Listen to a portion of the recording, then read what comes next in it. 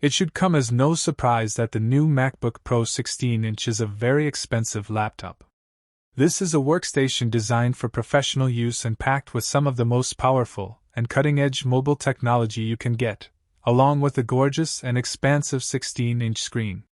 Still, with a starting price of $2,499/£2,499/3,999 Australian dollars for the M4 Pro model with 24GB of unified memory, this is one heck of an investment, and one that should be carefully considered. As with previous MacBook Pros, there's scope to configure the 16-inch MacBook Pro before you buy by adding more memory and a larger SSD, up to 128GB of memory and 8TB of SSD storage with some models, but the price rises exponentially.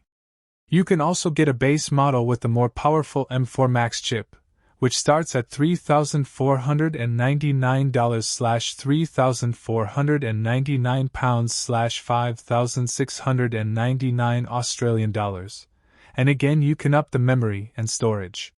You can also add a nano-texture display which reduces reflections and screen glare, which may prove very helpful for people who work in industries where graphics are essential, such as photography, digital arts, and filmmaking, but this is also an additional cost. It'll add $150/£150/230 Australian dollars to an already high price tag.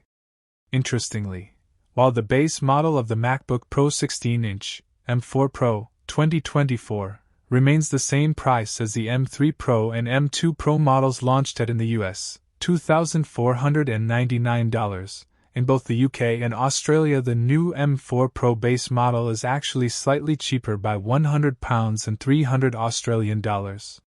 If you want something more affordable, your options are limited.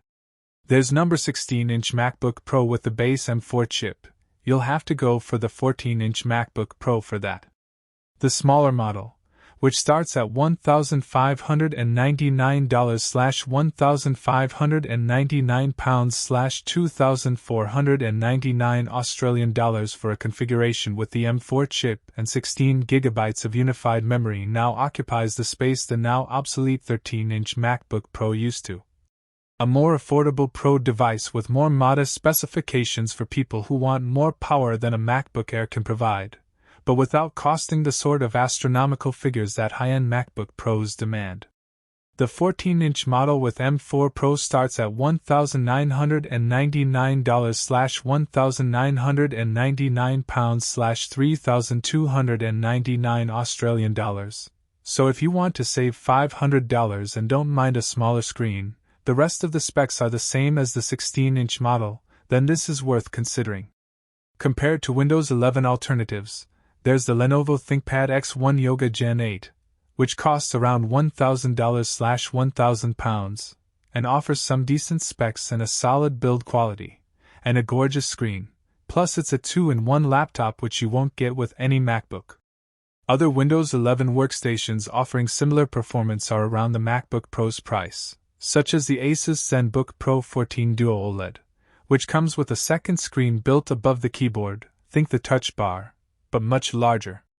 While this could also be dismissed as a gimmick, both Asus and Lenovo show that Windows 11 laptops have a far larger variety of form factors and designs. Once again, Apple has kept the design of the MacBook Pro unchanged, so from first glance you won't really notice any difference. It's still got the rather chunky dimensions of 14.01 by 9.77 by 0.66 inches, 356 by 248 by 17 millimeters, and a weight of 4.7 pounds and 2.2 kilograms. While it's a stylish-looking laptop with that unmistakable Apple aesthetic, this is a large laptop that a lot of people might struggle with. Whilst writing this review on the MacBook Pro 16-inch, I traveled into London on the train, and the sheer size of the laptop made using it on the drop-down desk quite awkward. It certainly made me miss my 13-inch MacBook Pro. The size of the MacBook Pro 16-inch is understandable, as there are a lot of powerful components that need plenty of airflow to keep cool, and the large screen also means the overall size of the laptop needs to be on the bigger side. But if you're looking for a portable laptop you can whip out while commuting, you may be better off looking at the 14-inch model, or going with a MacBook Air. That said, when walking around with the MacBook Pro in my backpack, it didn't feel uncomfortably heavy, and the 16-inch screen really is a joy to work on. Superficially, port selection for the 16-inch MacBook Pro seems the same, with a MagSafe 3 port for attaching the power supply, 2 USB-C ports, and 3.5mm headphone jack on the left-hand side, and a USB-C port, HDMI and SDXC memory card slot on the right. This is a decent selection of ports, though not mind-blowing. The memory card slot continues to be a welcome inclusion for photographers and videographers, as you won't need an adapter, and the HDMI port makes plugging the 16-inch MacBook Pro into a monitor, TV, or projector incredibly easy.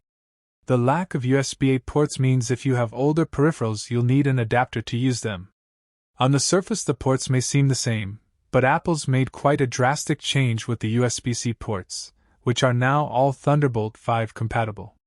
This offers far faster data transfer speeds, up to 120 gigabits per second, than the Thunderbolt 4 ports included in the previous model, which offered up to 40 gigabits per second.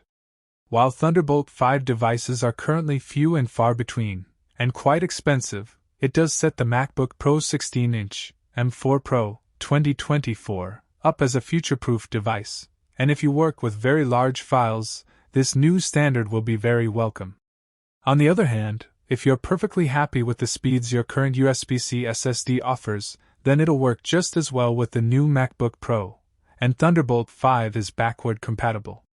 The 16-inch 3456 by 2234 Liquid Retina XDR display remains the same, with Mini LED, 1000 nits sustained brightness, wide color P3 gamut, promotion technology, as previous models.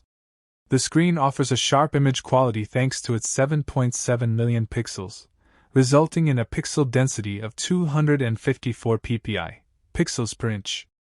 However, you can now configure the new MacBook Pro 16-inch to come with a nanotexture surface, which gives the screen a matte quality that minimizes reflections and glare. The model of MacBook Pro that Apple sent me to test came with that nanotexture surface, and in the bright overhead lights of our London office, the effect was subtle yet pleasant. There was no glare or reflections, and I can imagine outside in direct sunlight the MacBook Pro 16-inch is just as comfortable to use. As it's October and I'm in the UK, direct sunlight isn't really a thing.